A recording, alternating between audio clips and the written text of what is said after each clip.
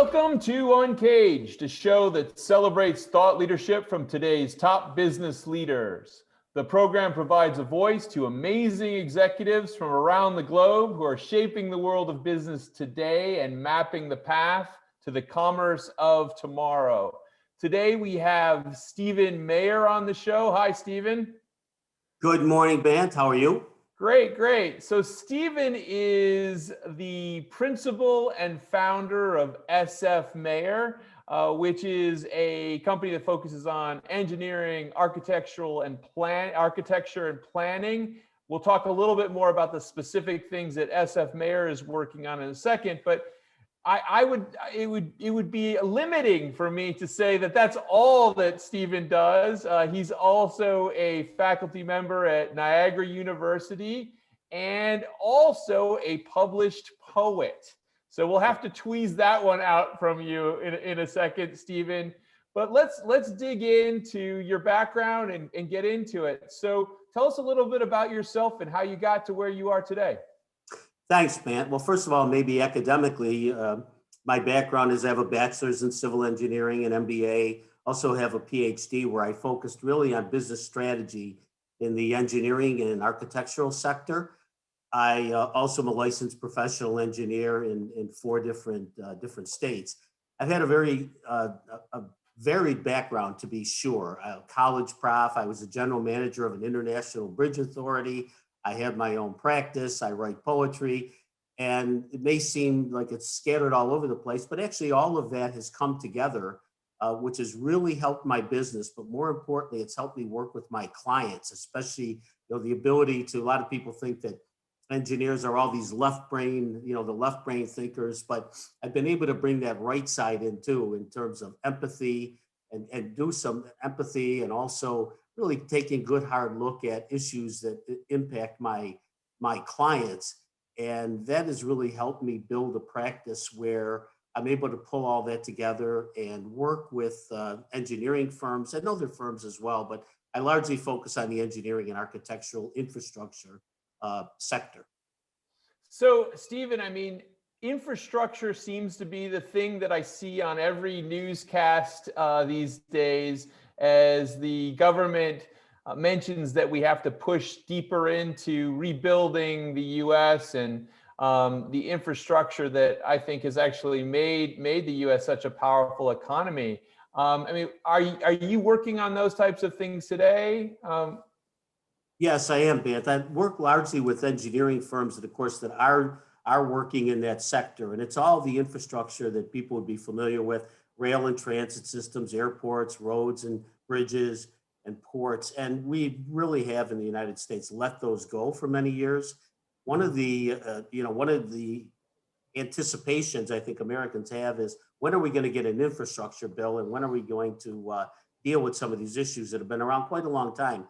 In fact, if you look at the American Society of Civil Engineers, I think they've given the infrastructure at best probably a C or C plus. So we really need a long-term, consistent program to get behind it, to really start bringing all of our infrastructure up to world-class standards. Yeah, I can't agree more. It's one of these things that, living in the New York area, you experience every day. You hope that things improve. And whenever I'm in Europe and or in Asia, take any of the trains over there, you're always struggling to understand why we don't have better systems in the U.S. So absolutely. So if you were to kind of prioritize some of those things, what would be some of your big priorities in terms of infrastructure today? I think some of the, obviously, mobility, and let's look at mobility largely from a road standpoint for a moment, and also be thinking about how autonomous vehicles, connected vehicles are really going to maximize the use and the capacity, if you will, of those roads. You're going to see a lot more user finance, which is tolling, express lanes, managed lanes.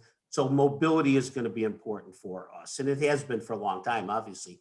But the ability to move people and goods much more quickly is critical. And also our airports. Now, we've got a lot of fine airports, but they all need expansion, modernization. So you're going to see a lot of going to see a lot of focus there.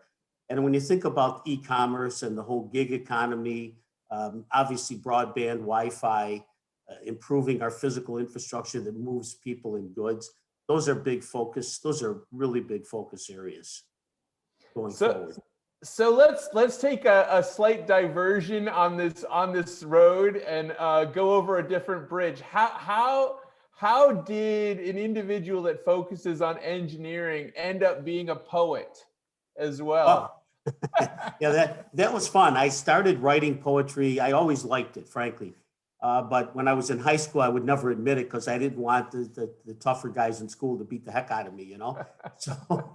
So what I did was I was writing last year, and I write about everything in life. I write about the broad areas would be nature, spirituality, love.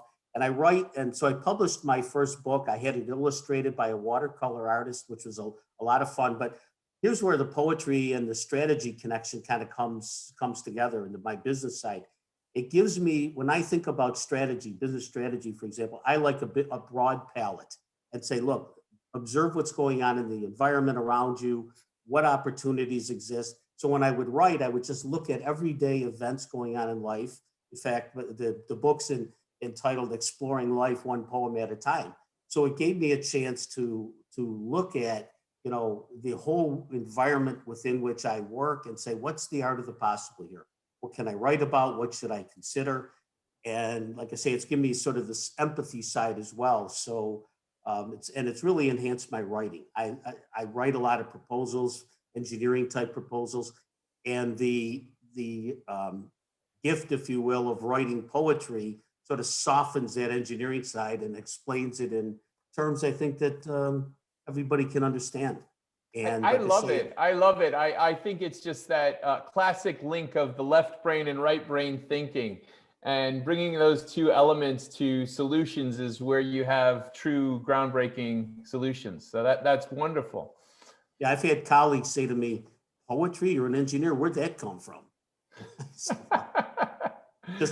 I'm actually working on another book right now, which is fun. I'm also working on a strategy book. I've been asked to design a course called Professional Services Marketing. It'll be taught at the MBA level at Niagara. And what I've done there is I'm writing a manuscript for the course, and then I'm going to publish it right after that. It's a look at not only engineering services, but accountancy, investment banking, all the professional services, because I think some of the literature there that's come out is a bit dated and has some interesting angles that I want to review and write about, and hopefully folks will find that of value. That's great. So tell me, I mean, it's been a rough year for everybody out there. There's no doubt that the pandemic has challenged everyone's life and their thinking.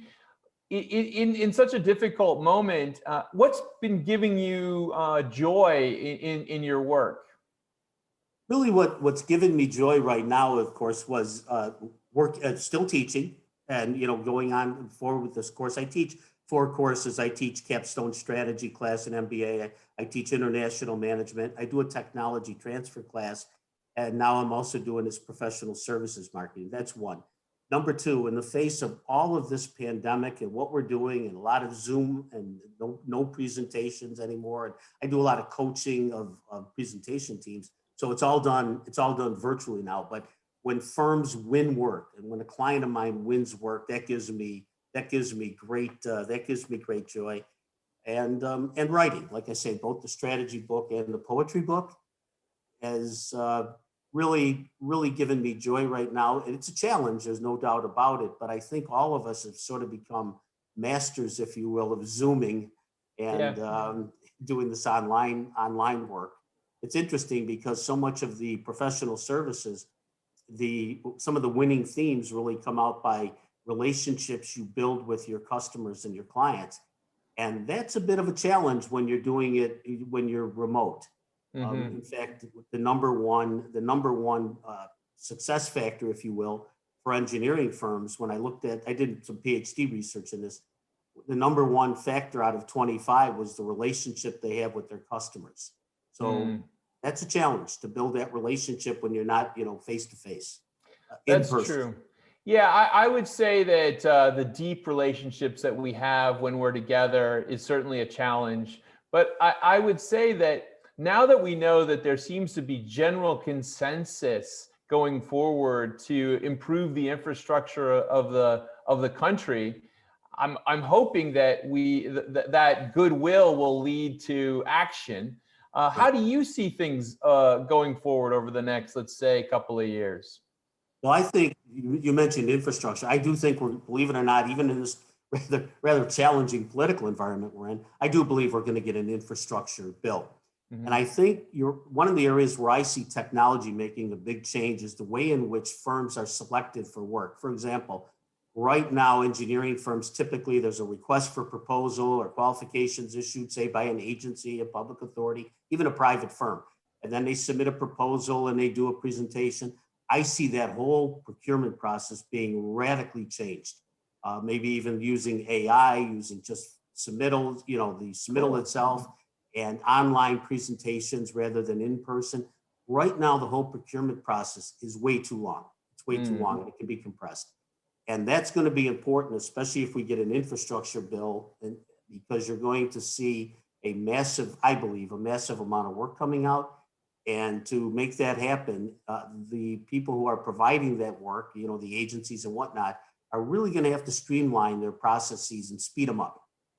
I'm hoping that they can do it faster, but also not forget what you clearly are living every day, Stephen, which is the left brain and the right brain. So if we're going to be rebuilding this infrastructure, I hope that it has some artistic qualities as well. Absolutely. And you know where you're seeing it now in ESG, where everyone is doing, environmental, social governance issues, Yeah. social justice, taking a much broader and more humanistic, if you will, approach to designing, building, and operating infrastructure rather than just, plowing through the landscape and building these facilities. But I think with technology, you're going to see some really cool improvements going forward. Well, I am personally looking forward to it. And if you can do some kind of new roads in the New York City area, we would all be tremendously appreciative of that. Today, we've been talking to Stephen Mayer. Stephen, thank you so much for joining us on Uncaged. Thank you, Bant. I appreciate it. Uncaged is a program that provides a voice to amazing executives from around the globe who are shaping the world of business today and mapping the path to the commerce of tomorrow. Today, we've been talking to Stephen Mayer, who is the principal and founder of SF Mayer, a company that focuses on engineering, architectural, and planning. He is also a professor at Niagara University and also a published poet. And we'll have to have you back, Stephen, when your next book of poetry comes out. Looking forward to it, Bant. Thank you very much. Thank you. Thanks for being on the show. Thank you. Take care. Ciao. Bye-bye now.